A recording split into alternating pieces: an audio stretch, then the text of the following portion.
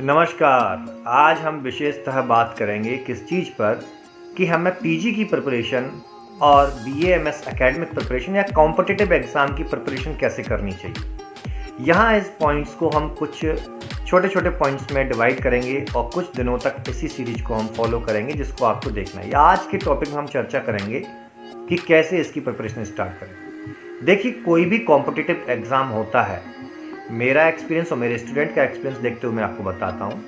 सबसे पहले आपको सिटिंग की आवश्यकता होती है। सिटिंग का मतलब जब आप पढ़ने बैठते हैं तो उस पढ़ते वक्त आप 5 मिनट पढ़े, 10 मिनट पढ़े और उसके बाद आपका मन लगना बंद हो जाता है। स्पेशली आयुर्वेद में विशेषकर होता है। थोड़ा सा इसको हम बोरिंग समझते हैं, इसलिए हमारे साथ ऐसी प्रॉब्लम आती है। फिर हम क्या करते हैं कि सिटिंग की प्रॉब्लम आ जाती है तो हम उस सब्जेक्ट को उठा करके रख देते हैं, दूसरा सब्जेक्ट उठाते हैं, उसके बाद पढ़ने लगते हैं। फिर उसमें प्रॉब्लम आती है तो उसको फिर चेंज कर देते हैं और ऐसे करते करते हमारा मन पढ़ाई से हटने लगता है। तो सबसे पहले आपको सिटिंग बनानी है। मिनिमम आप स्टार्ट कर सकते हैं, आधे घंटे आपको नॉन स्टॉप बुक के साथ बिताने हैं। किसी भी बुक्स के साथ आप बिता सकते हैं, वो कोई सा भी सब्जेक्ट हो सकता है। आपका शरीर क्रिया विज्ञान हो, शरीर रचना विज्ञान हो या शल्यशास्त्र, कोई भी आप जिस लेवल पे पढ़ना चाह रहे हैं उस लेवल पे। जब आप सिटिंग को बनाते हैं तो जब आपकी आधे घंटे से 1 घंटे, 2 घंटे, 3 घंटे, 4 घंटे तक सिटिंग पहुंच जाती है, कुछ 3-4 दिनों के अंदर ये सारा फ्लो में आ जाता है। जब आप फ्लो में आने लगते हैं तो आप उस बुक के साथ इंटरेस्ट जताने लगें। वो कैसे होगा? जब भी आप किसी टॉपिक को पढ़ रहे हैं तो उसको आप इमेजिनेशन के दौर पर ले जाइए। आप उसको इंटरेस्टिंग बनाने की कोशिश कीजिए। डे टू डे लाइफ के एग्जाम्पल से जोड़ने की कोशिश कीजिए। उसको क्लिनिकली इवैल्यूएशन करके आप देख सकते हैं। जो हम अपनी एकेडमिक क्लासेस में अपने डॉक्टर्स को हम बताते हैं कि कैसे जो हमने आपको ये थ्योरेटिकल बताया उसका क्लिनिकल एस्पेक्ट क्या है, जिससे क्या इंटरेस्टिंग होने लगता है, वो चीज़ें आपको समझ में आने लगती हैं।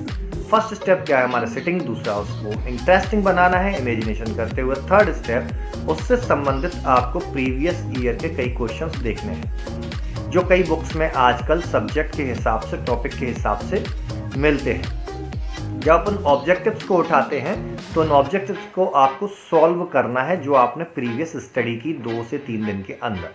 जब आप उनको सॉल्व करते हैं तो आपको समझ में आता है कि हमारे कुछ क्वेश्चंस छूट रहे हैं जो हमें क्लियर नहीं आ रहे हैं और कुछ ऐसे टॉपिक हैं जो हमने बुक्स में पढ़े ही नहीं है।